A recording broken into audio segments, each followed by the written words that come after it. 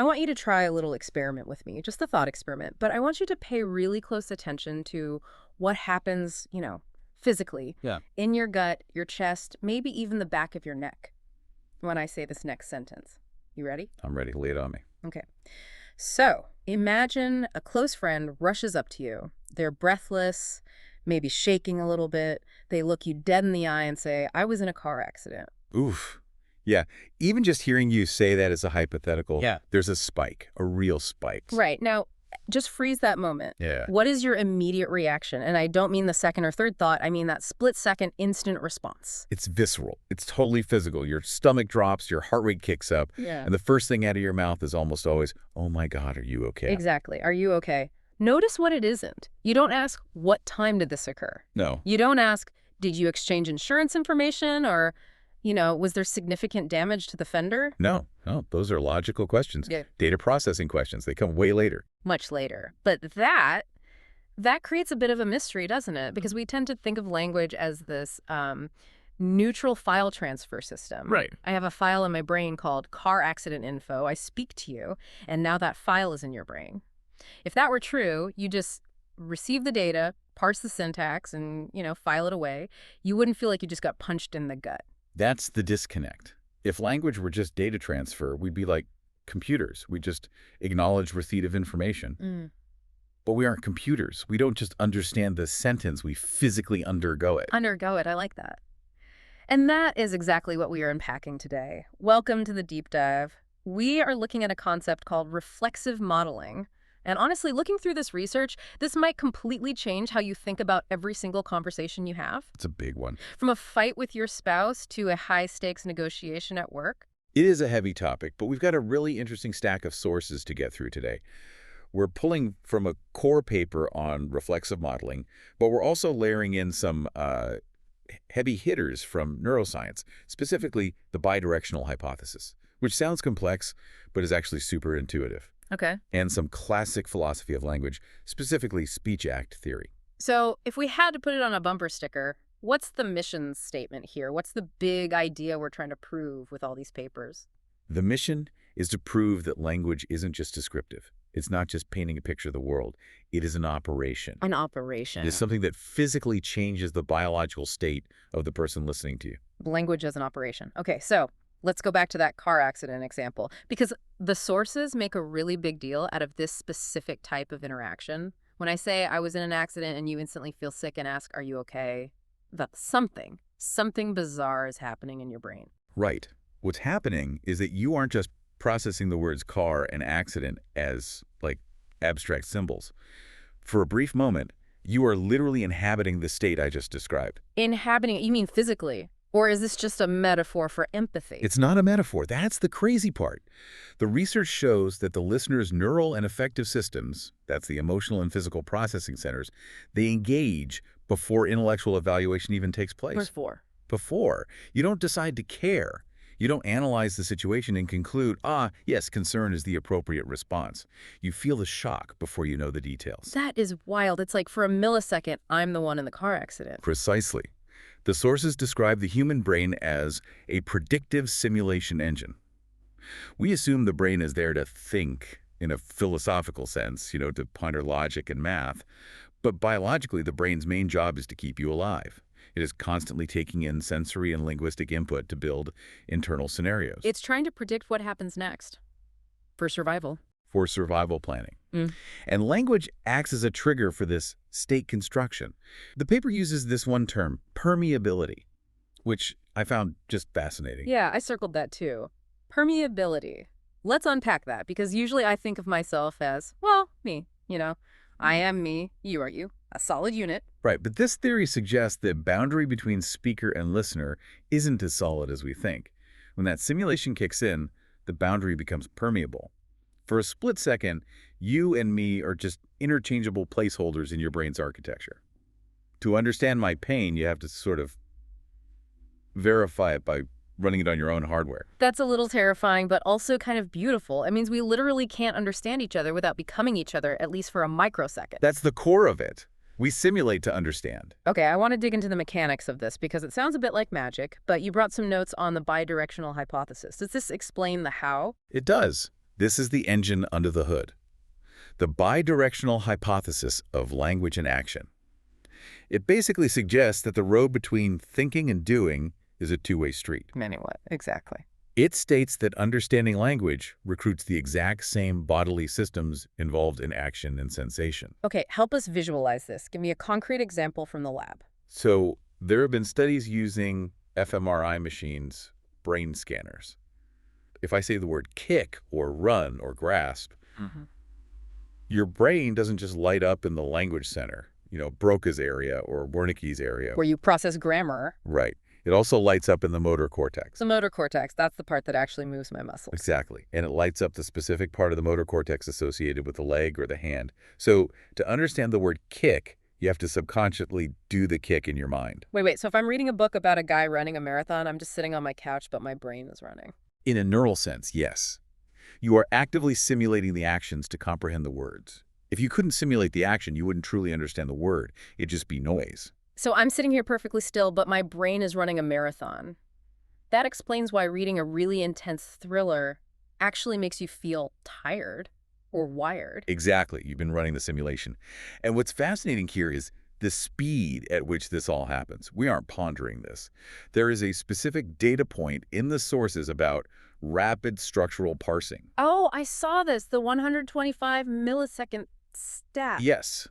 Brain studies show people detect sentence structure and intent in approximately 125 milliseconds. That is incredibly fast. It's faster than a blink. A blink is what, 300 or 400 milliseconds? It's faster than conscious thought. And the crucial context here is that this happens before full semantic interpretation. That means before you've fully pondered the deep meaning of the words, before you've analyzed the definitions. My brain has already recognized the shape of it, the intent. It's processed the intent, which connects to John Searle's speech act theory from, 1969? It's also in our stack. Searle argued that speaking is rule-governed behavior. We aren't just saying things, we are performing actions. Right, I remember this from college philosophy. The classic examples are always so formal, like a priest saying, "I pronounce you man and wife," or a judge saying, "I sentence you to 10 years. The explicit performatives, yes. They aren't describing the world, they're changing it. But the nuance here, and what reflexive modeling adds, is that this happens in every sentence, no matter how casual. If I say, "watch out," I'm performing the act of warning. If I say, "I love you," I am performing an act of commitment. My words are operations that demand a response from your simulation engine. It's like code. I'm typing a command line into your console. That's a great analogy. Well, And if the yeah. command is "watch out," your body braces for impact before your conscious mind asks, "watch out for what?"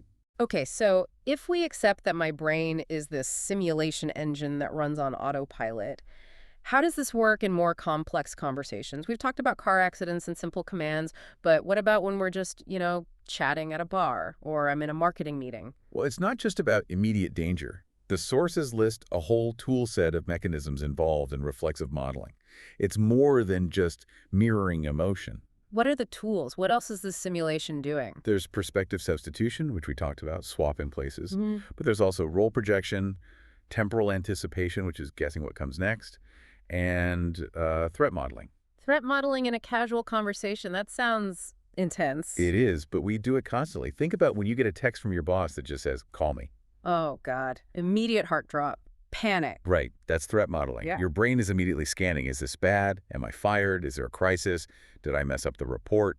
You are running multiple simulations of the future in a fraction of a second to prepare your body for the conversation. And the text didn't say any of that. It just said, "call me."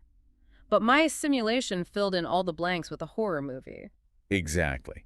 And this leads to what the text calls social synchronization. When it works well, this is why stories make us cry. It's why you can meet someone and within 5 minutes feel like you've known them for years. Your simulation engines are syncing up. We're running the same software at the same time. You are. But the kicker is, we don't know we're doing it. No. No, it operates largely outside conscious awareness. That's the tricky part. We think we are evaluating statements logically. If we're in a debate, we think, "I am listening to your arguments and weighing the evidence." But in reality, our subconscious has already shaped our orientation toward the speaker before the logic even kicks in. Which explains so much about why it's impossible to argue with some people. If my simulation engine has already decided you're a threat, or that I just don't like your tone, the facts literally do not matter. Precisely. My brain has already rejected the simulation you're trying to run. I've closed the port. And this leads us to what I think is the most practical application from the source material: communication styles. Because not everyone runs this engine the same way. This was the aha moment for me in the reading. The sources identify two distinct modes, the reflexive mode and the analytic mode. Let's break these down because I think everyone listening is going to instantly identify themselves or their partner or their boss here. So let's start with the reflexive mode. People who communicate primarily in this mode, they prioritize immediacy, emotion, and embodied response. They're trying to create that permeability we talked about. They want you to feel what they're saying. These are the people who tell stories with their hands, who use really intense adjectives. They might say, I was crushed, or it was explosive. They might interrupt you, not to be rude, but because they're just so engaged. Yes. They're prioritizing connection and state sharing. They are trying to sync the simulation immediately. Then on the other side, you have the analytic mode. This prioritizes abstraction, symbolic distancing, and facts. The facts man crowd. Right. They're trying to keep the boundary solid. Yeah. They want to transfer the file without, corrupting it with emotion. They say the project is delayed by 2 weeks due to supply chain issues, not the project is a disaster and I'm freaking out. And here's where it gets really interesting. The friction. Because the sources say when these two styles meet, it doesn't just lead to confusion, it leads to moral judgment. It leads to severe judgment. Think about a couple fighting. The analytic partner says, I am just telling you what happened. And the reflexive partner says, you're being so cold you don't care. Right. An analytic listener judges a reflexive speaker as emotionally charged or simplistic or blunt. They're thinking, why are you getting so worked up? Just give me the data. And the reflexive listener looks at the analytic speaker and judges them as detached or manipulative or even inaccessible. They think, why don't you care? Why are you acting like a robot? And neither is wrong. That's the tragedy of it. No, neither is wrong. It's just a mismatch in how they are using the simulation mechanism. One is inviting you into the simulation, come feel this with me. The other is handing you a report about the simulation. Here is the summary of events. There was a note in the sources about public figures that I thought was fascinating in this context. It really made me rethink how I listen to politicians or CEOs. Yes, this is a very common observation in political science and communication theory. Often you'll hear people criticize a leader or a public figure for sounding simplistic. They use short sentences, they repeat themselves, they use very basic vocabulary. And the analytic crowd, the pundits and the intellectuals, they just say, look, they're not smart. They can't form a complex argument. They sound like a fifth grader. Exactly. But the source argues that this is often a deliberate strategy. They aren't lacking sophistication, they are deliberately using the reflexive channel. They are bypassing the analytic filter to trigger a state change in the audience. They aren't trying to make you think, they're trying to make you simulate. Yes. Think about it. If I speak in complex nested clauses with lots of caveats, if we consider X, then Y might happen, assuming Z, you have to use your analytic brain to parse it. It requires effort and distance.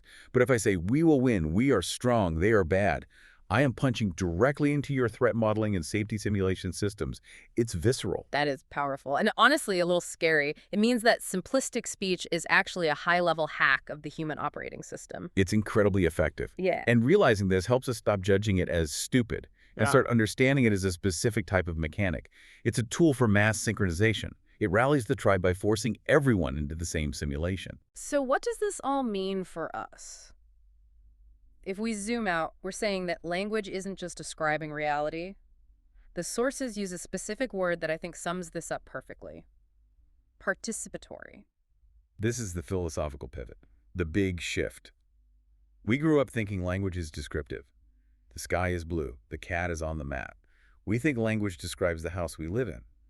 But this framework argues that language is participatory. We are participating in the creation of the moment. Communication is constitutive of human organization. That's a fancy way of saying it builds the house. When we talk, we are building social reality brick by brick. So a conversation isn't message passing, it's, what did the source call it? A coordinated simulation. A coordinated simulation between two minds. Think about that. When we are really clicking with someone, we aren't just exchanging packets of information. We're running a shared hallucination, effectively. We're building a temporary world where we both exist, we both feel the same things, and we both understand the rules. And when we aren't clicking, it's because my simulation and your simulation are crashing into each other. Exactly. Or I'm refusing to enter yours, or you're refusing to enter mine. Think about an apology that falls flat. Oh, yeah. I'm sorry you feel that way. The worst apology in history. It is the worst. And now Right. we know why. It's a classic analytic response. It acknowledges the fact of your feelings, but it refuses to simulate them. It refuses to step into the state of the other person. It keeps the boundary up. Right. That's why it feels so insulting. It says, I see you are in pain over there, but I am staying over here. This really changes how I view empathy. We usually think of empathy as this sort of soft, fuzzy virtue. Oh, she's so empathetic.